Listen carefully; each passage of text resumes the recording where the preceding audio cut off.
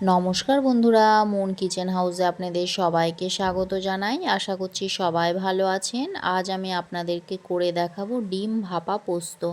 এর জন্য প্রথমে আমি ডিম নিয়ে নিয়েছি। এবার একটা বাটিতে ডিমগুলো ভেঙে নেব, দিয়ে অল্প লবণ এবং হলুদ জলে গুলে দিয়ে দেব। একটা মিশ্রণ লাগবে, এর জন্য পেঁয়াজ, আদা, রসুন এবং কাঁচা লঙ্কা দিয়ে একটি স্মুথ পেস্ট তৈরি করে নেব।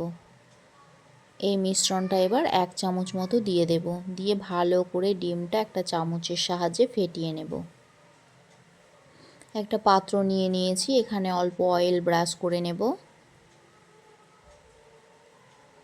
দিয়ে এবার ডিমের মিশ্রণটা ঢেলে দেব। কড়াইতে জল গরম বসিয়ে দিয়েছি। জলটা গরম হয়ে গেলে একটা স্ট্যান্ড বসিয়ে দিয়ে ডিমের গোলার সে বাটিটা রেখে দেব, দিয়ে 30 মিনিটের জন্য লো ফ্লেমে হতে দেব। দেখুন কি সুন্দরভাবে ফুলে উঠেছে। এবার আমি একটা চাকু দিয়ে দেখে নেব ভেতরে কাঁচা নেই। এবার গ্যাসটা বন্ধ করে দিয়ে এটা নামিয়ে নেব। চাকুর সাহায্যে চারি সাইডটা একটু কেটে নেব, দিয়ে একটা প্লেটে নামিয়ে নেব। এবার বরফির মতন করে চাকুর সাহায্যে টুকরো করে নেব। হয়ে গেছে। এবার কড়াইতে সর্ষের তেল দিয়ে দেব, দিয়ে আলু, লবণ এবং হলুদ দিয়ে লাল করে ভেজে নেব।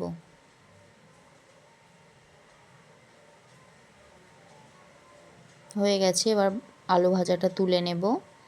সেই তেলে কালো জিরে, শুকনো লঙ্কা এবং তেজপাতা দিয়ে দিলাম। ফোড়নটা একটু লাল হয়ে এলে একটা টমেটো কুচি, লবণ এবং হলুদ দিয়ে দিলাম।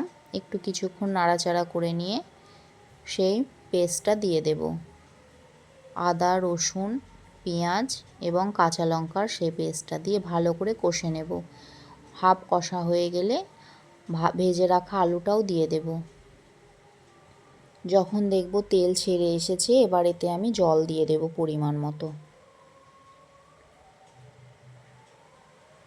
দিয়ে 5 থেকে 7 মিনিটের জন্য একটু ঢাকা দিয়ে দেব। এতে আলুটা সেদ্ধ হয়ে যাবে। হয়ে গেছে। এবার ডিমের সেই টুকরোগুলো দিয়ে দেব। ফুটে উঠে গেছে।